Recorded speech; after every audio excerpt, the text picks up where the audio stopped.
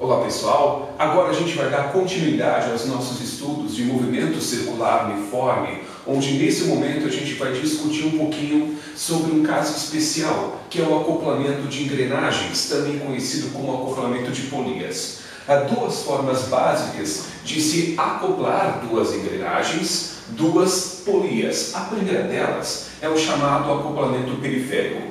Para isso eu vou utilizar aquele caso emblemático das engrenagens de uma bicicleta, onde você tem esta coroa maior, onde os pedais da bicicleta estão acoplados, e você tem essa engrenagem um pouquinho menor, que está acoplada lá na roda traseira dessa bicicleta. Estas duas engrenagens, naturalmente, estão acopladas por uma correia que passa por elas, e à medida que estas engrenagens giram, a correia passa por elas sem deslizar sobre as mesmas. Nessa situação, nós vamos imaginar, por exemplo, que esta engrenagem maior gire nesse sentido, o que vai obrigar a engrenagem menor a girar em sentido contrário. Aqui vocês podem perceber, naturalmente, que a coroa da frente, aquela que os pedais estão acoplados, tem um raio bem maior do que aquela de trás. Raio esse que eu estou aqui representando por R2. E o raio da engrenagem de trás, eu aqui estou chamando de R1. De início, eu tenho por objetivo identificar algumas características pertinentes a esse tipo de acoplamento. A primeira delas é a seguinte: se a correia passa por essas duas engrenagens sem deslizar, sem escorregar sobre as mesmas, é porque a velocidade com que ela passa sobre a engrenagem 1 tem que ser igual à velocidade linear com que ela passa pela engrenagem 2. Não há a menor chance da correia passar mais velozmente sobre esta engrenagem de trás do que na engrenagem da frente e vice-versa. A velocidade com que ela passa na periferia destas engrenagens tem que ser obrigatoriamente a mesma. Agora, uma outra característica importante desse tipo de acoplamento de engrenagens é esta engrenagem menor, ela vai completar mais voltas no mesmo intervalo de tempo do que a engrenagem maior. Isto é bem fácil de perceber. Eu não digo que ela gira mais depressa, mas ela gira com uma frequência maior. Ela completa mais voltas no mesmo intervalo de tempo do que a engrenagem maior.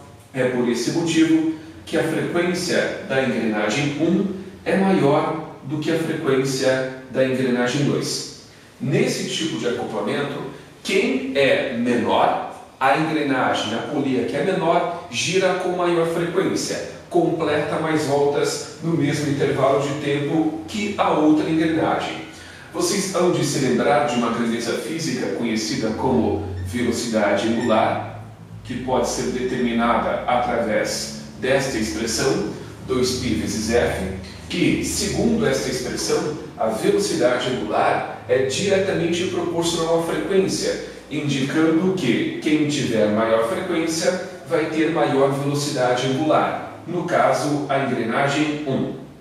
A velocidade angular da engrenagem 1 é maior do que a velocidade angular da engrenagem 2. Aí está. Muito bem, agora essas são as três principais características desse tipo de acoplamento. Só que através desta expressão aqui, eu vou destrinchar um pouco mais essa relação de igualdade, porque o objetivo é chegar, a partir desse momento, numa relação entre a frequência e o raio destas duas engrenagens. E esta relação vai ser obtida se a gente lembrar que a velocidade linear é dada pelo produto da angular pelo raio. Logo, onde tem V1, eu vou colocar velocidade angular 1 vezes o raio 1. Isso aqui vai ser igual a velocidade angular 2 vezes o raio 2. Naturalmente, vocês lembram também dos nossos estudos de movimento circular uniforme que a velocidade angular é dada pelo produto de 2π pela frequência. Como eu já tinha colocado ali, eu escrevi isso novamente, acho que é desnecessário. Portanto, se a velocidade angular é 2π vezes a frequência, onde tem W1, eu vou escrever 2π vezes F1 multiplicado pelo R1. Isso vai ser igual, no lugar de W2, eu coloco 2π vezes F2 multiplicado pelo raio 2. Como vocês percebem, aparece 2π nos dois lados da equação. Eu posso simplificar estes dois e chegar à seguinte relação, que F1 vezes o R1 vai ser igual a F2 vezes o R2. Esta é a relação que eu pretendi chegar.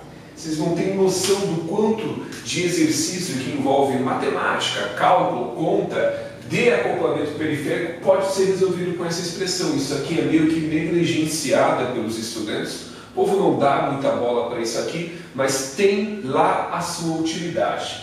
Antes de eu passar para o próximo tipo de acoplamento de engrenagens, tá? Eu preciso também colocar para vocês uma forma diferente de se apresentar esse tipo de acoplamento periférico.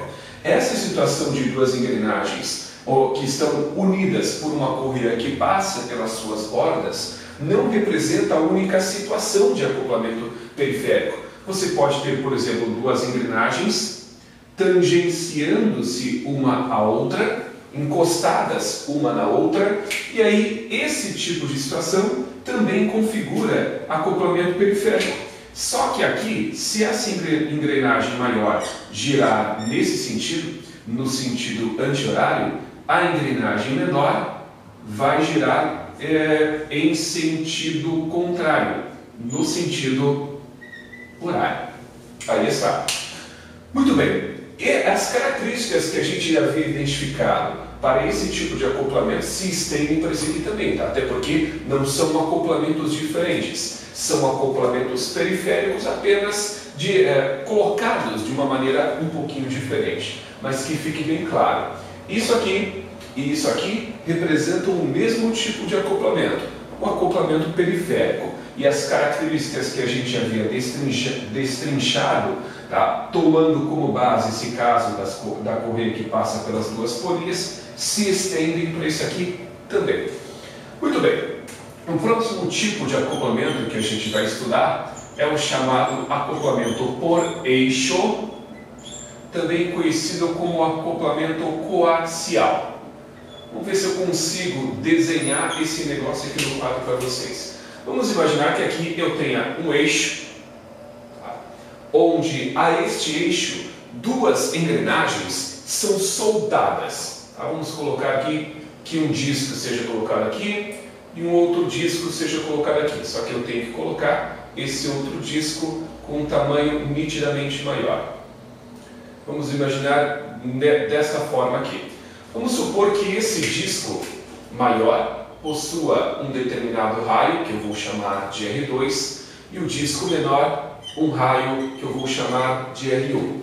Pois bem, essa situação aqui configura mais ou menos isso que eu estou colocando para vocês aqui, ó. É como se eu tivesse um eixo, tá? Aqui nós temos duas porquinhas que estão acopladas a esse eixo, estão presas nele, e se o eixo girar em um determinado sentido, as porquinhas que estão presas a ele se obrigam a girar no mesmo sentido dele. Isso significa que, na prática, quem comanda o sentido de rotação é o próprio eixo onde estas duas engrenagens, representadas pelas duas porquinhas, estão presas. Ou seja, nessa situação, se o eixo gira em um sentido, as porquinhas, as engrenagens, se obrigam a girar no mesmo sentido que esse eixo. Pois bem, como elas giram juntos com o eixo nessa situação, se o eixo completar uma volta em um segundo, as engrenagens vão ser obrigadas a girar o mesmo tanto, uma volta por segundo. Portanto, ao contrário do que tinha acontecido antes, onde as frequências eram diferentes, aqui as frequências são absolutamente idênticas. A frequência da engrenagem 1 é igual à frequência da engrenagem 2. Como a velocidade angular depende da frequência, eu posso colocar aqui que a velocidade angular 1 é igual à velocidade angular 2. Tínhamos visto também que a velocidade linear ela é igual ao produto da angular pelo raio. Raciocinem comigo. Nessa situação, a velocidade angular é a mesma para as duas engrenagens. Mas como o raio é diferente para as duas, uma maior que a outra, a velocidade linear também vai ser diferente. E aí, consequentemente, a velocidade linear, o valor dela vai depender do raio da polia. Portanto, todo esse discurso é para dizer que quem tiver maior raio vai ter maior velocidade linear. Logo, na periferia, na borda da engrenagem 2, a velocidade linear é maior do que a velocidade 1. Porque ela é maior, o raio é maior, segundo aquele raciocínio que eu havia empregado. Muito bem, agora eu vou trabalhar um pouquinho mais com esta relação de igualdade aqui, lembrando que se a velocidade linear é igual a angular vezes o raio, eu posso colocar que a velocidade angular é a linear dividida pelo raio. Por que eu estou dizendo isso? Porque eu vou colocar aqui nessa relação de igualdade a velocidade linear 1 dividido pelo raio 1 é igual a velocidade linear 2 dividida pelo raio 2. Esta é uma outra característica importante dentro desse tipo de movimento. Aqui nós podemos concluir que a razão entre a velocidade linear e o raio destas polias apresenta um valor constante. Da mesma forma que antes eu posso concluir que o produto da frequência pelo raio apresenta também um valor constante para o acoplamento periférico que nós tínhamos estudado anteriormente. Ok, moçada? Pois bem, fiquem atentos quanto a essa equação de destaque para o acoplamento periférico e para essa equação de destaque aqui, bem como para estas características de cada tipo de acoplamento de engrenagem. Isso aqui costuma ser cobrado nas questões que tratam sobre acoplamento de engrenagens. Acho que vale a pena dedicar uma atençãozinha especial para isso também. Por hora é isso que eu tenho a lhes dizer. Mais uma vez, obrigado pela atenção e até a próxima videoaula.